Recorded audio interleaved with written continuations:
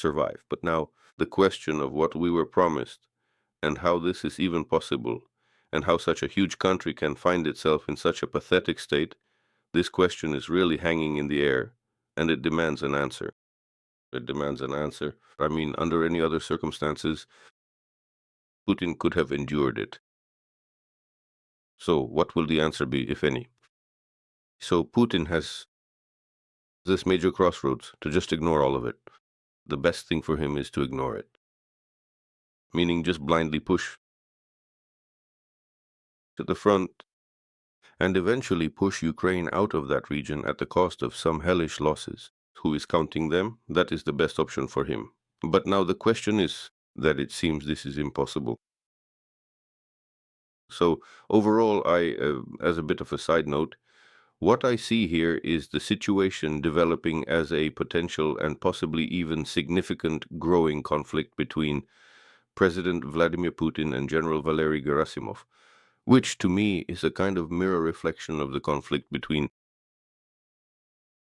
Zaluzhny and Zelensky exactly 3 years ago, almost at this very time.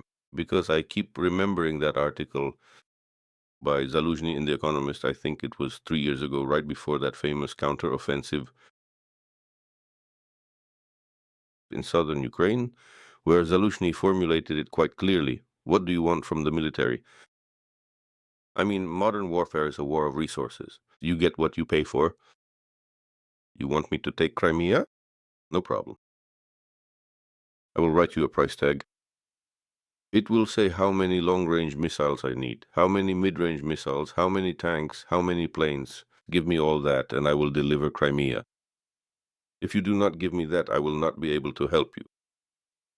My instinct tells me that the conversation between Gerasimov and Putin will now fall into this groove. Meaning Putin is demanding the impossible from the military, given the resources he is providing them. So Gerasimov has to say, well, I need this many people, this much aviation, this many missiles, this many drones. And then you see right now is actually the anniversary, the special day we've been waiting for, of Prigozhin's rebellion. Well, this is the moment when Gerasimov should shout, Putin, where are the drones? Mishustin, where are the ballistic missiles? Where are the Kinjals in sufficient quantities? This moment is very important. So I am afraid that, this option, which is optimal for Putin to not react to anything at all, it most likely will not work. Well, there just won't be enough resources left. And then a second option arises, which is escalation. If it's escalation, then we're all waiting for an apocalypse. An apocalypse. I mean, everyone here is waiting for this triad.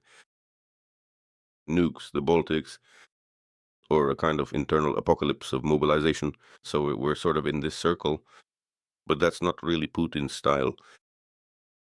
So what I'm really expecting, what I'm actually looking for, now I have to speak like a large language model because in reality you're basically just summarizing all of the available material. So I'm expecting a strategy of petty mischief, because my gut tells me that Putin is a man of petty mischief rather than grand schemes. And when grand mischief does happen, it's not because he wanted it, but because he miscalculated. Because he thought he'd pull off some petty mischief, but ended up in big trouble.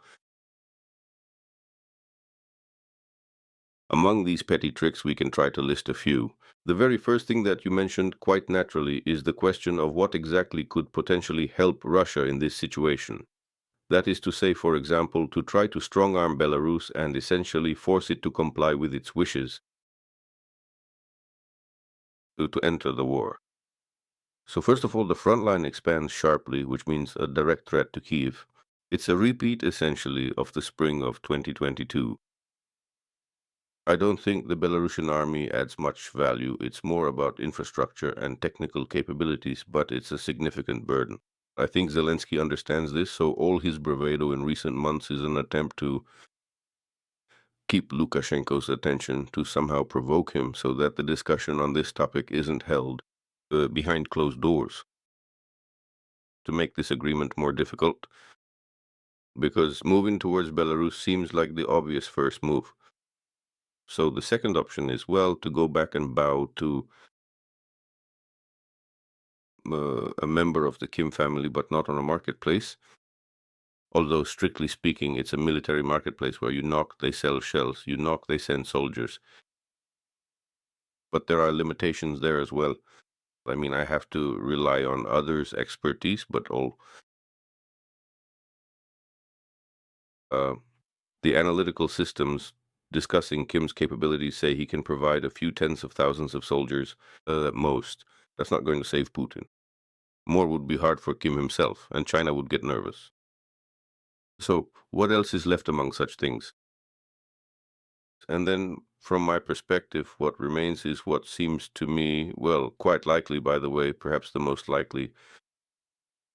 It's not an attempt to cut off some NATO country like Narva, for instance, or the Suwalki Gap. It's some kind of expensive, incomprehensible thing. But strictly speaking, to start launching strikes on the territory